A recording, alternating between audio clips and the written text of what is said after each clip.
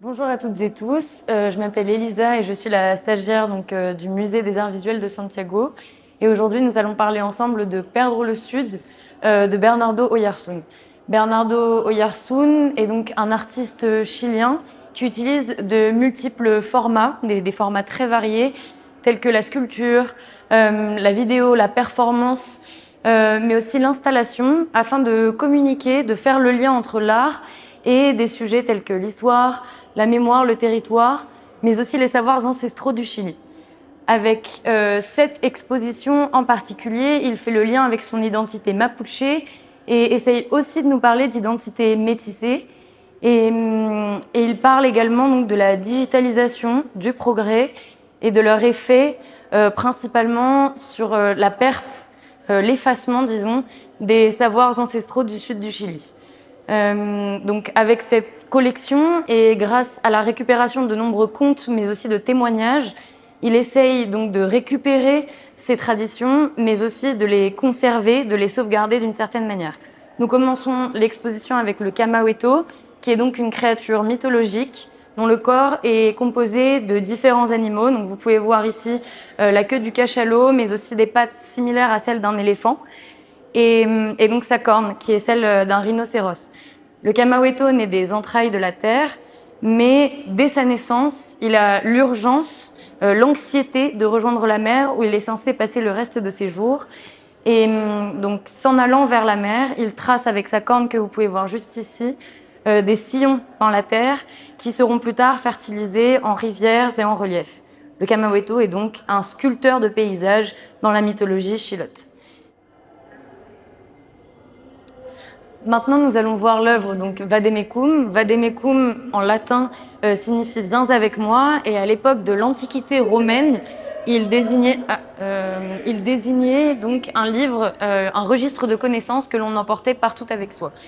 Avec le temps, il est devenu le livre de référence de la médecine occidentale, référençant donc les remèdes principalement chimiques et pharmaceutiques. Ce qui est intéressant avec cette œuvre, c'est que Oyarzún en fait un petit peu une inversion. Il revient en fait au sens original du Vademecum en réalisant comme une banque de données populaires, de connaissances populaires, avec donc de multiples plantes natives ou non du Chili, ainsi que leurs bienfaits médicinaux. Il oppose donc à la médecine occidentale une médecine plus homéopathique et plus naturelle, qui nous fait questionner potentiellement notre usage de la médecine aujourd'hui. L'œuvre que nous allons voir à présent, Malesa, peut être mise en lien avec Vademecum. Que veut dire Malesa? En français, cela veut dire mauvaise herbe. Les malesas ont l'habitude donc de pousser dans les monocultures qui ont pour objectif la productivité, les gains de productivité, et c'est pourquoi elles gênent, pourquoi l'on veut s'en débarrasser.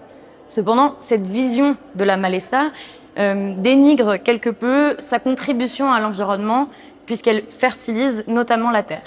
Et elle néglige aussi ses bienfaits médicinaux, qu'il s'agisse de l'aloe vera que l'on trouve juste ici, mais aussi de l'ortie, de la lavande ou encore du calendula qui font partie des sculptures que vous pourrez voir si vous venez nous visiter.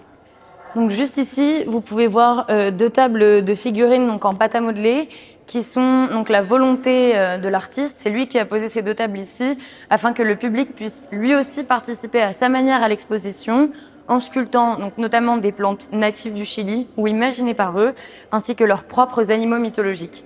On peut retrouver de nombreuses créations originales, ce qui est très drôle, comme par exemple des champignons, des raisins, mais également Hello Kitty ou quelques Pokémon, ainsi que des créations complètement originales, par exemple celle-ci. Donc cette œuvre s'appelle Tête volante et il s'agit d'un ensemble de cadres au contenu audiovisuel avec des protagonistes qui nous parlent finalement des mythes racontés et transmis de génération en génération dans le sud du Chili. Au-delà de nous parler de ces contes mythologiques, les personnes présentes dans les vidéos nous en expliquent aussi énormément sur leur mode de vie, mais aussi les paysages du sud chilien et de l'île de Chiloé par-dessus tout, grâce à leur modisme, leur posture face à la caméra, mais également leurs expressions.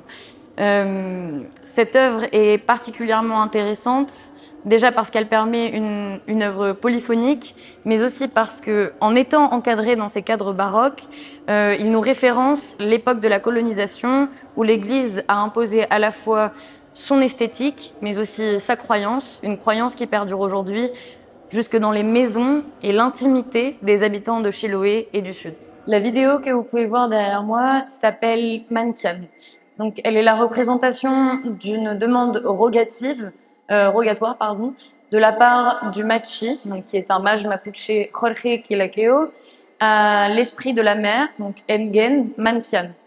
Cet esprit protecteur, donc le sorcier, lui fait la demande de prendre quelques pierres de la plage. Nous sommes sur la plage de Puerto Saavedra.